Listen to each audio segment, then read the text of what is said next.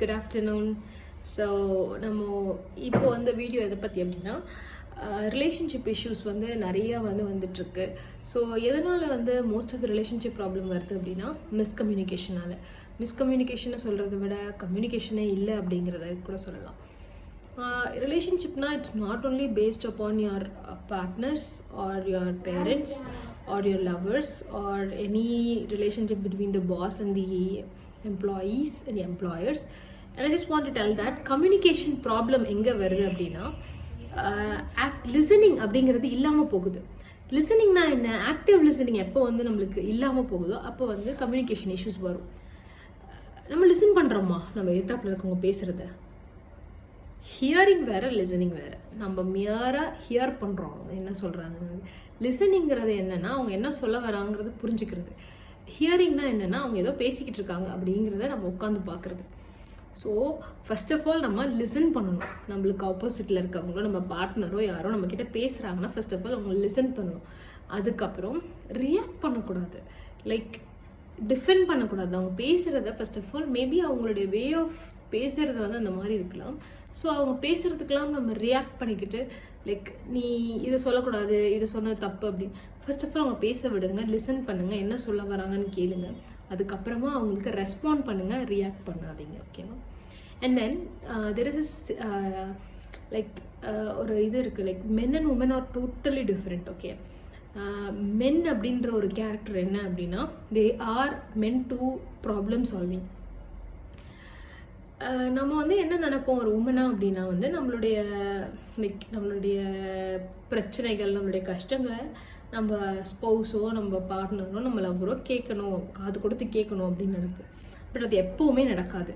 இங்கே இருக்கிற எல்லாருக்குமே அது இஷ்யூ இருக்கும். நம்ம எப்போவாவது நம்ம பேச போனோம் அவங்கக்கிட்ட அப்படின்னா வந்து they are not ready to listen. They will give some solution immediately because they are in that phase that they going to solve the entire universe the problem. யூனிவர்ஸோட எல்லா ப்ராப்ளமுமே சால்வ் பண்ண தான் நான் பிறந்திருக்கேன் அப்படின்ற ஒரு ஸ்டேட் ஆஃப் மைண்டில் இருக்கவங்க தான் மென். ஆனால் உமன் எப்படி அப்படின்னா they are born to speak and listen. மணிக்கணக்கில் பேசுவோம் நம்ம, சரிங்களா? நம்ம ஃப்ரெண்ட்ஸுக்கு ஃபோன் பண்ணி நம்ம கஷ்டத்தெல்லாம் சொன்னால் நம்மளுக்கு அப்படியே ரிலீஃபாக இருக்கும். ஸோ ஆக்சுவலாக வந்து ரெண்டு கிரகத்துலேருந்து வந்த வேற வேற ஒரு உயிரினங்கள் தான் மென்னும் உமனும் அப்படின்னு ஒரு புக்கில் வந்து ஒரு இருக்கும், men are from Mars, women are from Venus அப்படின்னு. அந்த புக்கோட சேயிங்ஸ் படி பார்த்தீங்க அப்படின்னா women are men for like being kind, அந்த ஒரு ரொம்ப ஃப்ரெஜைலாக இருக்கக்கூடிய ஒரு character. And they are always liking to be listened and they need to speak out. ஆனால் மென்னுக்கு என்ன அப்படின்னா வெளியில் பேசுகிறது அவங்க வீக்னஸாக அவங்க கருதுவாங்க. So they are not ready to speak or listen anything. They need to give the solution immediately what ever the problem is. So அங்கே தான் ப்ராப்ளம் ஆகுது. ஸோ மென்கிட்ட எப்போவுமே நீங்கள் கொண்டு போகிறப்ப you have to tell them, எனக்கு நீங்கள் எந்த சொல்யூஷனும் சொல்ல வேண்டாம், ஜஸ்ட் நான் சொல்ல போகிறது லிசன் பண்ணால் மட்டும் போதும், எனக்கு அது சந்தோஷத்தை கொடுக்கும் அப்படின்னு.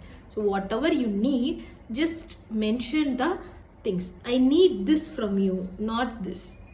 நீ இதை கொடுக்குற அன்புன்னு நினச்சி ஒன்று, பட் ஆனால் அது வந்து எனக்கு அன்பு கிடையாது, நீ இது கொடுத்தாதான் எனக்கு வந்து அது சாட்டிஸ்ஃபை ஆகும் அப்படிங்கிற அந்த கிளியராக அந்த டேர்ம்ஸ், அந்த இது, அந்த கண்டிஷன்ஸ், உங்களுக்கு என்ன பிடிக்குமோ, உங்களுக்கு என்ன செஞ்சால் கம்ஃபர்ட்டாக இருக்குமோ அதை சொல்லுங்கள்.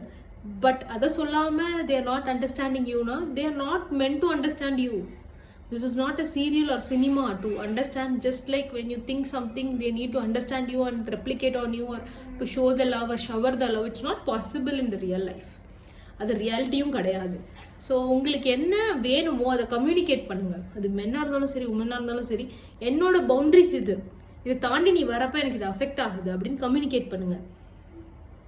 ஓகே, அட்ஜஸ்ட் பண்ணுறதுங்கிறது வேற, பட் பவுண்ட்ரிஸ் வச்சு அதை இன்ஃபார்ம் பண்ணி என்ன பவுண்ட்ரிஸ் இது, என்னோட பவுண்ட்ரிஸ் இது, இந்த பவுண்ட்ரிஸ் தண்ணி வரப்போ எனக்கு ஹர்ட் ஆகுது, இதை நீ பண்ணால் எனக்கு கஷ்டமாக இருக்குது அப்படின்றத சொல்லி பழகுங்க. நீங்கள் சொன்னால் தான் அடுத்தவங்களுக்கு அது புரியும் நீங்கள் வந்து கஷ்டப்படுறீங்க அப்படின்றது. ஓகேங்களா? So communication is the key to a successful and healthy relationship. Okay, thank you.